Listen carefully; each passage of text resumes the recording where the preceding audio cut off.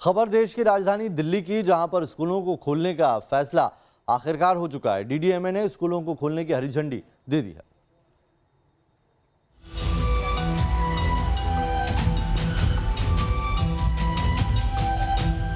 चाहे जो कहें, लेकिन ऑनलाइन एजुकेशन कभी भी ऑफलाइन एजुकेशन का विकल्प नहीं हो सकती। 1.5 साल से दिल्ली के स्कूलों में लगा ताला अब खुलने वाला है। कोरोना का खतरा टल चुका है और अब स्कूलों को खोलने की तैयारी भी पूरी हो चुकी है। 1 सितंबर से राजधानी दिल्ली के स्कूलों में वापस बच्चों की चहल पहल नजर आएगी। किस तरह से रोजाना का जो पॉजिटिविटी रेट है वो भी अब 0.1% से लगातार नीचे चल रहा है पिछले कई हफ्ते से।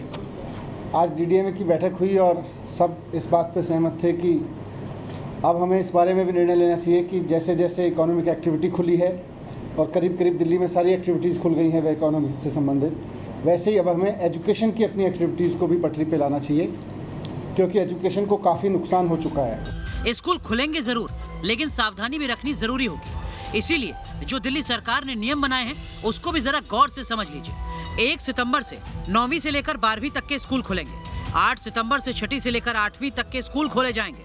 नर्सरी से लेकर 5वीं तक के स्कूल खोले जाने पर कोई फैसला नहीं लिया गया है। इन सब में सबसे अच्छी बात यह कि ऑफलाइन के साथ साथ छात्रों की ऑनलाइन पढ़ाई भी जारी रहेगी। चाहे जो कहें, लेकिन ऑनलाइन एजुकेशन कभी भी ऑफलाइन एजुकेशन का विकल्प नहीं हो सकती। इस बात को सब टीचर्स मानते हैं, बच्चे मानते हैं, एक्सपर्ट्स मानते हैं कि जो पढ़ाई स्कूल में आके होती है वो कभी भी घर पे बैठ के ऑनलाइन कमरों में ऑनलाइन बैठ के तो हो ही नहीं सकती है। और सब मानते हैं कि एजुकेशन का काफ़ी नुकसान हुआ है। इसलिए आज इस बारे में निर्णय लिया गया कि दिल्ली में स्कूल, कॉलेज, कोचिंग एक्टिविटीज़ शुरू की जाएं, पूरी सावधानी के साथ शुरू की जाएं। देश के कई राज्यों में स्कूल खोले जा चुके हैं। दिल्ली में भी बीते कई दिनों से स्कूल खोले जाने की मांग तेज थी, लेकिन दिल्ली सरकार ने स्कूल खोलने के लिए एक्सपर्ट कमेटी का गठन किया था और अब कमेटी ने स्कूल खोलने को अपनी हरी झंडी दे दी है। मोहित बख्शी के साथ टीम न्यूज़ नेशन। और बड़ी खबर का रुख करेंगे। काबुल एयरपोर्ट हमले के बाद अमेरिका की बड़ी कार्रवाई सामने आ रही है। बता दें आपको कि अमेरिका ने अपने सैनिकों की शहादत का बदला लिया है। अमेरिकी सेना ने आईएसआईएस पर हमला किया है। आईएसआईएस खुरासान के कई ठिकानों पर अमेरिका ने ड्रोन अटैक किया है।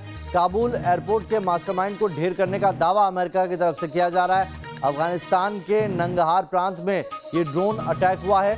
शुरुआती नतीजों के मुताबिक टारगेट को ठिकाने लगाया गया। पेंटागन की तरफ से ये बयान भी जारी कर दिया गया है। इस बड़ी कार्रवाई को लेकर पेंटागन ने अब से कुछ देर पहले जानकारी दी, जिसमें बताया गया कि अमेरिका ने एयर स्ट्राइक की है। ड्रोन अटैक के जरिए उन इलाकों को निशाना बनाया गया जहां पर आईएसआईएस खुरासान के बड़े गढ़ थे, कैंप थे। और दावा यह भी किया जा रहा है कि इस हमले में अमेरिका ने काबुल एयरपोर्ट पर हुए धमाके के मास्टरमाइंड को ढेर कर दिया है।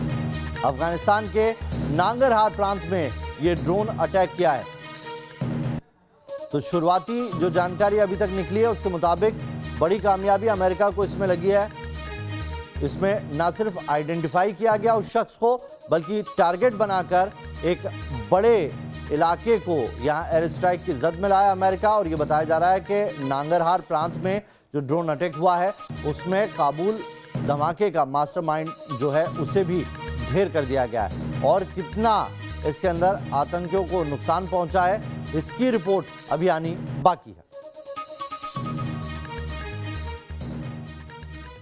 अफगानिस्तान की फिजा में दहशत के बादल घने होते जा रहे हैं। काबुल एयरपोर्ट पर हुए आतंकी हमले ने इशारा दे दिया है कि अब अफगानिस्तान में वर्चस्व की जंग और तेज हो जाएगी, जिसका खौफनाक अंजाम भी सामने आएगा।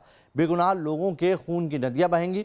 हजारों लोग जहन्नुम की जिंदगी जीने को मजबूर होंगे। ऐसी आशंका इसलिए पनप रही है क्योंकि अमेरिकी एजेंसियों की एक रिपोर्ट में खुलासा हुआ है कि 31 अगस्त से पहले काबुल में कई आतंकी हमले हो सकते हैं।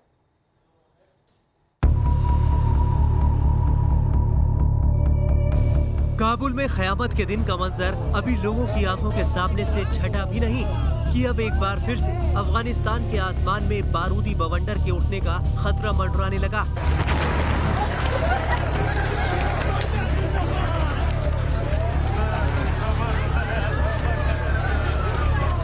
अफगानिस्तान की राजधानी काबुल में मौजूद हामिद करज़ई इंटरनेशनल एयरपोर्ट के बाहर हुए आत्मघाती हमले के बाद खतरा कम नहीं हुआ है। और ये बढ़ता ही जा रहा है। अमेरिकी रक्षा मंत्रालय ने एक बार फिर अलर्ट जारी करते हुए कहा है कि काबुल हवाई अड्डे पर अभी और आतंकी हमले हो सकते हैं। अमेरिका के इस अलर्ट के बाद से हड़कंप मच गया है। पेंटागन के प्रवक्ता जॉन किर्बी ने कहा है कि काबुल हवाई अड्डे पर आतंकी हमले का खतरा बरकरार है और भविष्य के कोशिशों की उम्मीद करेंगे। हम इन खतरों की निगरानी कर रहे हैं। हमने अपने ट्रूप्स को हाई अलर्ट पर रखा हुआ है। अमेरिका खुद कह रहा है कि ISIS खुरासान के हमले के बाद भी काबुल पर से हमलों का खतरा कम नहीं हुआ है, जिससे तबाही के तूफान के उठने की आशंका को नकारा नहीं जा सकता।